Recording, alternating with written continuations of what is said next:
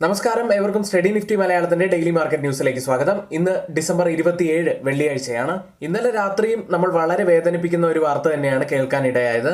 മുൻ പ്രധാനമന്ത്രി ഡോക്ടർ മൻമോഹൻ സിംഗ് വിടവാങ്ങിയിരിക്കുന്നു. 2004 മുതൽ 2014 വരെയുള്ള കാലഘട്ടത്തിൽ തുടർച്ചയായി 2 തവണ ഇന്ത്യൻ പ്രധാനമന്ത്രിയായി അദ്ദേഹം സേവനമനുഷ്ഠിച്ചു. ഇന്ത്യൻ ഉദാരവൽക്കരണത്തിന്റെ ഉപജ്ഞാതാവായി വിശേഷിപ്പിക്കപ്പെടുന്ന പ്രമുഖ സാമ്പത്തിക ശാസ്ത്രജ്ഞൻ കൂടിയാണ് മൻമോഹൻ സിംഗ്. അദ്ദേഹം നമുക്ക് എല്ലാവർക്കും ഒരു തീരെ നഷ്ടം തന്നെയാണ്. ഇനി ഇന്നലെ ക്ലോസ് ചെയ്ത US മാർക്കറ്റുകളിൽ നിന്ന് നമുക്ക് ആരംഭിക്കാം. ഡൗ ജോൺസ് 0.07% ഉയർന്നാണ് ക്ലോസ് ചെയ്യുന്നത്. S&P 500 0.04%, നാസ്ഡാക്ക് 0.5% ഇടിഞ്ഞു. US 10-year ട്രഷറി ബോണ്ട് ഈൽഡുകൾ 2024 മെയ് മാസത്തിന് ശേഷമുള്ള ഏറ്റവും ഉയർന്ന നിലയിലാണ് ഇപ്പോഴുള്ളത്. തൊഴിലില്ലായ്മ ആനുകൂല്യങ്ങൾക്കായി പുതിയ അപേക്ഷകൾ ഫയൽ ചെയ്യുന്ന അമേരിക്കക്കാരുടെ എണ്ണം കഴിഞ്ഞ ആഴ്ച ഒരു മാസത്തിനിടയിലെ ഏറ്റവും താഴ്ന്ന നിലയിലെത്തി. ഇതുകൊണ്ട് തന്നെ US തൊഴിൽ വിപണി കൂൾ ഡൗൺ ആയി എന്നും ഇത് കാണിക്കുന്നു. US ലിസ്റ്റ് ചെയ്ത ഇന്ത്യൻ കമ്പനികളുടെ പ്രകടനം നോക്കിയാൽ ഇൻഫോസിസും വിപ്രോയും 0.5% ഇന്നലെ ഇടിഞ്ഞു. HDFC ബാങ്ക് 0.63% ഇടിഞ്ഞപ്പോൾ ICICI ബാങ്ക് ഒരു മ്യൂട്ടഡ് അവസ്ഥയിലാണ് ക്ലോസ് ചെയ്യുന്നത്. യൂറോപ്യൻ മാർക്കറ്റുകൾ ഇന്നലെ നേട്ടത്തിലായിരുന്നു ക്ലോസ് ചെയ്തത്. അവിടെ കൂടുതൽ നേട്ടമുണ്ടാക്കിയത് ടെക്നോളജി സ്റ്റോക്കുകളുമായിരുന്നു. ഇനി ഇന്നലെ ക്രിപ്റ്റോ സ്റ്റോക്കുകളിൽ US ഒരു ഇടിവ് കണ്ടിരുന്നു. ബിറ്റ്കോയിൻ 3% ഇടിവും ഇന്നലെ രേഖപ്പെടുത്തി. ഗോൾഡിലേക്ക് വന്നാൽ ചെറിയ നേട്ടത്തിലാണ് ഇന്നലെ ക്ലോസ് ചെയ്യുന്നത്. കേരളത്തിൽ ഇന്നലത്തെ ഗോൾഡ് പ്രൈസ് 57,000 രൂപയാണ്. ഇനി നമ്മുടെ ക്രിസ്മസ് ന്യൂ ഇയർ ഓഫറുമായി ബന്ധപ്പെട്ട് 50% ഡിസ്കൗണ്ടിൽ നമ്മുടെ പെയ്ഡ് പ്രീമിയം ടെലഗ്രാം ചാനലിൽ ജോയിൻ ചെയ്യാനുള്ള അവസരം ഏതാനും ദിവസങ്ങൾ കൂടിയേ ഇനി ബാക്കിയുള്ളൂ. അതുകൊണ്ട് പരമാവധി വേഗത്തിൽ തന്നെ എല്ലാ സുഹൃത്തുക്കളും ജോയിൻ ചെയ്യാൻ ശ്രമിക്കുക. ഇനി ഇന്ത്യൻ മാർക്കറ്റിലേക്ക് വന്നാൽ ബഡ്ജറ്റുമായി ബന്ധപ്പെട്ട് വളരെ പോസിറ്റീവായിട്ടുള്ള വാർത്തകളൊക്കെ വന്നുകൊണ്ടിരിക്കുന്നുണ്ട്. എല്ലാ വാർത്തകളും നമ്മൾ മാർക്കറ്റ് ന്യൂസ് സെഗ്മെന്റിൽ പറയുന്നുണ്ട്. ഇനി ഇന്നത്തെ നമ്മുടെ ലൈക്ക് ടാർഗറ്റ് 200 ലൈക്കുകളാണ്. എല്ലാ സുഹൃത്തുക്കളും ലൈക്ക് ചെയ്യാൻ ശ്രമിക്കുക. ചാനൽ ആരെങ്കിലും സബ്സ്ക്രൈബ് ചെയ്യാൻ മറന്നു പോയിട്ടുണ്ടെങ്കിൽ ദയവ് ചെയ്ത് ചാനൽ ഒന്ന് സബ്സ്ക്രൈബ് ചെയ്യുക. ഇന്ന് നമ്മൾ ശ്രദ്ധിക്കേണ്ട പ്രധാനപ്പെട്ട കുറച്ച് വാർത്തകളിലേക്കാണ്. ആദ്യത്തെ വാർത്ത, വരാനിരിക്കുന്ന ബഡ്ജറ്റിൽ പ്രതിവർഷം 15 ലക്ഷം വരെയുള്ള വരുമാനമുള്ള വ്യക്തികളുടെ ആദായ നികുതി വെട്ടിക്കുറയ്ക്കുന്നതിന് സർക്കാർ പരിഗണിക്കുന്നു. സാമ്പത്തിക മാന്ദ്യത്തിനിടയിൽ മിഡിൽ ക്ലാസ്സിന് ആശ്വാസം നൽകുകയും ഉപഭോഗം വർദ്ധിപ്പിക്കുകയും ചെയ്യുക എന്നതാണ് ലക്ഷ്യം. ഇത്തരത്തിലൊരു ടാക്സ് കട്ട് വരികയാണെങ്കിൽ അത് മാർക്കറ്റിനെ സംബന്ധിച്ച് വളരെയേറെ പോസിറ്റീവ് ആവാൻ സാധ്യതയുണ്ട്. പ്രത്യേകിച്ച് കൺസംഷൻ കൂടും, കൂടാതെ മാർക്കറ്റ് സെന്റിമെന്റും പോസിറ്റീവ് ആവാൻ സാധ്യതയുണ്ട്. ഇനി ഇതുവഴി ചില നെഗറ്റീവ് ആയിട്ടുള്ള കാര്യങ്ങൾ കൂടി നടക്കാൻ സാധ്യതയുള്ളത്. ടാക്സ് കട്ടുകൾ വരികയാണെങ്കിൽ അത് റവന്യൂ കളക്ഷൻ കുറയ്ക്കാനുള്ള സാധ്യതയുണ്ട്. എന്നിരുന്നാലും ഓവറോൾ മാർക്കറ്റ് സെന്റിമെന്റ് പോസിറ്റീവ് ആയിട്ട് തന്നെയായിരിക്കും കാണപ്പെടുന്നത്. ഇനി എല്ലാ ഇൻവെസ്റ്റേഴ്സും ബഡ്ജറ്റിലേക്കായിരിക്കും ഫോക്കസ് ചെയ്യുക. ഫെബ്രുവരി 1-ാം തീയതിയാണ് ബഡ്ജറ്റ് ഉണ്ടായിരിക്കുക. മറ്റൊരു വാർത്തയുള്ളത്, ഇന്ത്യയുടെ കാർഷിക കയറ്റുമതിയിൽ ഒരു കുതിച്ചുചാട്ടം ഉണ്ടായിരിക്കുന്നു. ഇന്ത്യയുടെ കാർഷിക ഭക്ഷ്യ കയറ്റുമതി 2025 സാമ്പത്തിക വർഷത്തിലെ ഇതേ കാലയളവിനെ അപേക്ഷിച്ച് ഏപ്രിൽ മുതൽ നവംബർ വരെയുള്ള കാലയളവിൽ 8% വർദ്ധിച്ച് $14.01 ബില്യൺ ഇതിൽ തന്നെ വലിയ വർധനമുണ്ടായിരിക്കുന്നത് അരി കയറ്റുമതിയിലാണ്. 2025 സാമ്പത്തിക വർഷത്തിൽ, അതായത് ഏപ്രിൽ മുതൽ നവംബർ വരെയുള്ള കാലയളവിൽ അരി കയറ്റുമതി 13% ഉയർന്ന് $7.31 ബില്യൺ സെപ്റ്റംബറിൽ ബസുമതി ഇതര അരികളുടെ നിയന്ത്രണങ്ങൾ നീക്കിയതിനെ തുടർന്നാണ് ഈ വർധനവുണ്ടായത്. 2025 സാമ്പത്തിക വർഷത്തിൽ 5 ദശലക്ഷം ടൺ അരി കയറ്റുമതി ചെയ്യാൻ ഇന്ത്യ ലക്ഷ്യമിടുന്നു. പാൽ, കോഴി കയറ്റുമതിയിൽ 9% വർദ്ധിച്ച് $3.13 ബില്യൺ പഴങ്ങൾ, പച്ചക്കറി എന്നിവയുടെ കയറ്റുമതിയിൽ 5% വർധനവും ധാന്യ കയറ്റുമതിയിൽ 10% വർധനവുമാണ് ഇപ്പോൾ വന്നിരിക്കുന്നത്.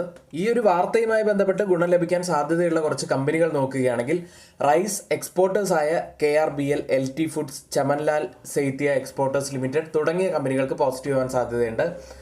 അതുപോലെ മീറ്റ്, ഡയറി, പോൾട്രി കമ്പനികളായ Hatsun agro products, heritage foods തുടങ്ങിയ കമ്പനികൾക്ക് പോസിറ്റീവ് ആവാൻ സാധ്യതയുള്ള ഒരു വാർത്തയാണിത്.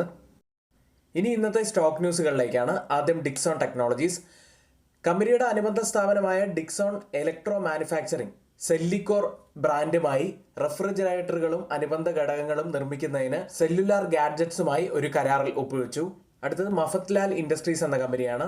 ടെക്നിക്കൽ ടെക്സ്റ്റൈൽസുകൾക്കായി ഒഡീഷ സർക്കാരിൽ നിന്ന് കമ്പനിക്ക് 60.7 കോടി രൂപയുടെ പുതിയ ഒരു ഓർഡർ ലഭിച്ചു. അടുത്ത 3 മുതൽ 4 പാദങ്ങളിലാണ് ഈ ഓർഡർ പൂർത്തിയാക്കുക. അടുത്തത് പവർ മെക് പ്രൊജക്ട്സ് എന്ന കമ്പനിയാണ്. കമ്പനിക്ക് 186 കോടി രൂപയുടെ പുതിയൊരു ഓർഡർ ലഭിച്ചിരിക്കുന്നു. ഇനി മറ്റൊരു കാര്യം കൂടി പറയാനുള്ളത്, ഇപ്പോൾ നമ്മുടെ പ്രീമിയം ടെലഗ്രാം ചാനലിൽ ജോയിൻ ചെയ്യാനുള്ള 50% ഡിസ്കൗണ്ട് എന്ന ഓഫർ ഇനി അവസാനിക്കാൻ വളരെ കുറച്ച് ദിവസങ്ങൾ മാത്രമേ നമുക്ക് മുന്നിലുള്ളൂ. രാവിലെ 9 മണി മുതൽ 3:30 വരെയുള്ള എല്ലാ എഡ്യൂക്കേഷൻ വ്യൂസും നമ്മളെ ഈ പെയ്ഡ് ടെലഗ്രാം ചാനലിലാണ് നൽകാറുള്ളത്. അപ്പോൾ സ്റ്റുഡൻസിന് ആർക്കെങ്കിലും ജോയിൻ ചെയ്യാൻ താല്പര്യമുണ്ടെങ്കിൽ ഡിസ്ക്രിപ്ഷൻ ബോക്സിൽ അതിന്റെ ഡീറ്റെയിൽസ് നൽകിയിട്ടുണ്ട്, ലിങ്കുമുണ്ട്, അതുവഴി നിങ്ങൾക്ക് ജോയിൻ ചെയ്യാവുന്നതാണ്. തിരികെ സ്റ്റോക്ക് ന്യൂസിലേക്ക്. അദാനി എന്റർപ്രൈസ് എന്ന കമ്പനിയാണ് ഗിദ്മുരി പാട്ടൂരിയ കോൾറീസ് പ്രൈവറ്റ് ലിമിറ്റഡിന്റെ 26% ഉടമസ്ഥാവകാശം കമ്പനി സ്വന്തമാക്കിയിരിക്കുന്നു. അടുത്തത് ലെമൺ ട്രീ ഹോട്ടൽസ് എന്ന കമ്പനിയാണ്. മഹാരാഷ്ട്രയിലെ പുതിയ പ്രോപ്പർട്ടിക്കുള്ള ഉടമ്പടിയിൽ കമ്പനി ഒപ്പുവെച്ച് കഴിഞ്ഞു. അടുത്തത് ഇൻഡസ്ഇൻഡ് ബാങ്ക് ആണ്. ഡിസംബർ 30 നടന്ന ലേലത്തിലൂടെ 1573 കോടി രൂപയുടെ മൈക്രോ ഫിനാൻസ് ലോണുകൾ വിൽക്കുന്നു. കരുതൽ വില 85 കോടി രൂപയാണ്. ഈ വായ്പകൾ സെപ്റ്റംബർ 30 വരെയുള്ള ബാങ്കിന്റെ മൈക്രോ ഫിനാൻസ് പോർട്ട്ഫോളിയോയുടെ 5% വരും. രണ്ടാം പാദത്തിന്റെ അവസാനത്തിൽ ബാങ്ക് അതിന്റെ മൈക്രോ ഫിനാൻസ് വിഭാഗത്തിൽ 2259 കോടി രൂപ കിട്ടാക്കടം ഉണ്ടായിരുന്നു. ഇത് ബാങ്കിനെ സംബന്ധിച്ച് ഷോർട്ട് ടേമിലേക്ക് ഒരു നെഗറ്റീവ് ആയിട്ടുള്ള വാർത്തയാണെങ്കിലും ലോങ് ടേമിലേക്ക് പോസിറ്റീവ് ആവാൻ സാധ്യതയുള്ള ഒരു വാർത്ത തന്നെയാണിത്. മറ്റൊരു കമ്പനി ആർടി ഫാർമ ലാബ്സ് എന്ന കമ്പനിയാണ്. Abacus asset manager Sunil Singhania open market വഴി 10.7 ലക്ഷം ഓഹരികൾ വാങ്ങി. ഇന്ന് F&O സെഗ്മെന്റിൽ ബാനായ സ്റ്റോക്കുകൾ ഒന്നും തന്നെ ഇല്ല. അടുത്തതായി FIDA ആക്ടിവിറ്റിയിലേക്കാണ്. FIS തുടർച്ചയായ 8ാമത്തെ ദിവസവും സെല്ലിംഗ് മോഡിൽ തന്നെയായിരുന്നു. ഇന്നലെ 2376 കോടി രൂപയ്ക്ക് സെല്ല് ചെയ്തു. DIS ആവട്ടെ 3336 കോടി രൂപയ്ക്ക് ബൈ ചെയ്യുകയാണ് ഉണ്ടായത്. ഇതോടെ ഡിസംബർ മാസത്തിൽ സെല്ലിംഗ് കുറച്ചു കൊണ്ടുവന്നിട്ടുണ്ടെങ്കിലും ഈ മാസം ഇതിനോടകം 9120 കോടി രൂപയ്ക്കാണ് ക്യാഷ് മാർക്കറ്റിൽ FIS സെല്ല് ചെയ്ത് കഴിഞ്ഞത്.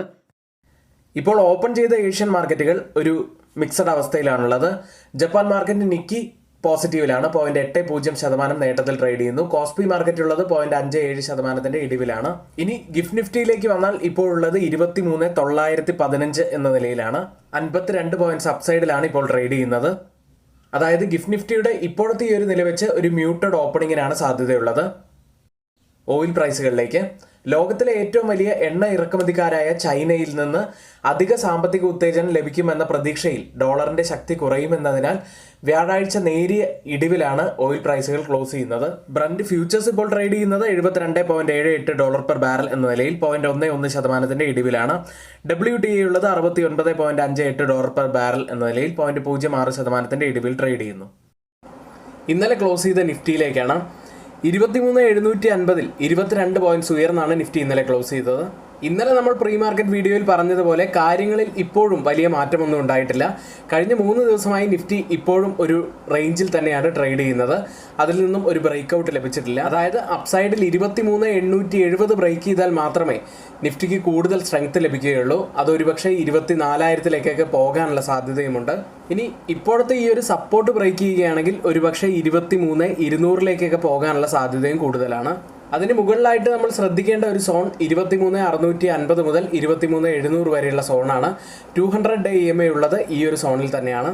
നിഫ്റ്റി ഇന്നലെ ടച്ച് ചെയ്ത ഹൈ 23,854 ആയിരുന്നു. ആ ലെവലിൽ നിന്നാണ് നിഫ്റ്റിക്ക് ഒരു റിജക്ഷൻ ലഭിച്ചത്. അതായത് 23,850 മുതൽ 23,870 വരെയൊക്കെ ഉള്ളത് വളരെ പ്രധാനപ്പെട്ട ഒരു സപ്പോർട്ടായിട്ട് തന്നെയാണ് ഇപ്പോൾ ആക്ട് ആയിക്കൊണ്ടിരിക്കുന്നത്. കഴിഞ്ഞ 3 ദിവസമായിട്ട് ഒരു ഡോജി കാൻഡിൽ സ്റ്റിക് പാറ്റേൺ ആണ് നിഫ്റ്റിയിൽ ഫോം ആയിരിക്കുന്നത്. ഇൻഡിസിഷൻ തന്നെയാണ് ഇതും സൂചിപ്പിക്കുന്നത്. അടുത്തതായി മാക്സിമം ഓപ്പൺ ഇൻട്രസ്റ്റ് രേഖപ്പെടുത്തിയ call സൈഡിലെയും puttu സൈഡിലെയും സ്ട്രൈക്കുകളിലേക്കാണ്.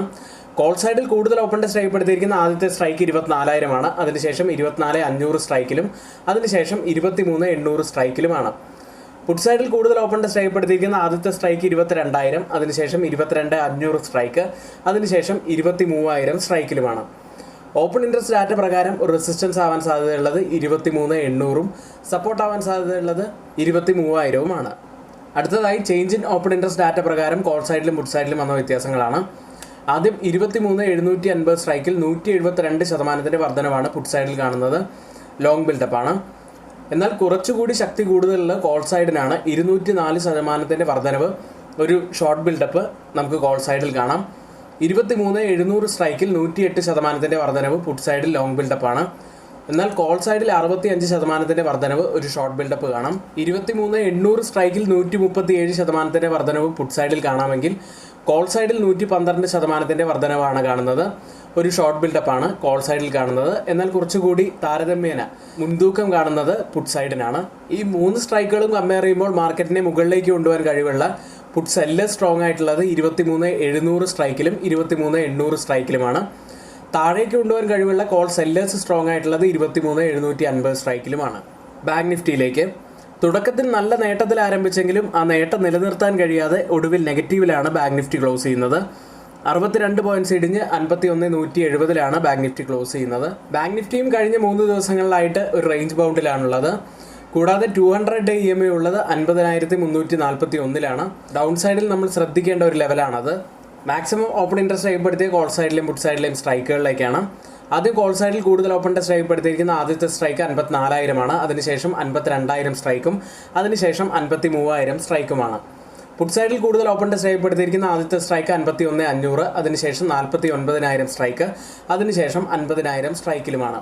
Open interest data പ്രകാരം റെസിസ്റ്റൻസ് ആവാൻ സാധ്യതയുള്ളത് 52,000 സപ്പോർട്ട് ആവാൻ സാധ്യതയുള്ളത് 50,000 ഇന്ത്യ വിക്സിലേക്ക് നേട്ടത്തിലാണ് ഇന്ത്യ വിക്സ് ഇന്നലെ ക്ലോസ് ചെയ്യുന്നത്. 14.04 6.51% ഉയർന്നാണ് ക്ലോസ് ചെയ്തത്. ഇന്നത്തെ ഏറ്റവും പ്രധാനപ്പെട്ട കുറച്ച് വാർത്തകളാണ് നമ്മളിവിടെ ഷെയർ ചെയ്തിരിക്കുന്നത്. ഈ കാര്യങ്ങളെല്ലാം ഏറ്റവും ഓതറൈസ്ഡ് ആയിട്ടുള്ള സൈറ്റുകളായ money control, mint, Reuters, CNBC, financial express തുടങ്ങിയ മാധ്യമങ്ങളിൽ നിന്നാണ് നമ്മൾ എടുത്തിട്ടുള്ളത്. മറ്റുള്ളവയെല്ലാം നമ്മുടെ വ്യൂസ് മാത്രമാണ്, ഒരിക്കലും അത് റെക്കമെൻഡേഷൻ അല്ല. നിങ്ങളുടെ എഡ്യൂക്കേഷണൽ പർപ്പസിന് വേണ്ടി മാത്രമാണ് അതിവിടെ ഷെയർ ചെയ്യുന്നതും. എങ്കിലും ഇന്നത്തെ ഈ വീഡിയോ ഇവിടെ പൂർത്തിയാവുന്നു. ഏവർക്കും നന്ദി.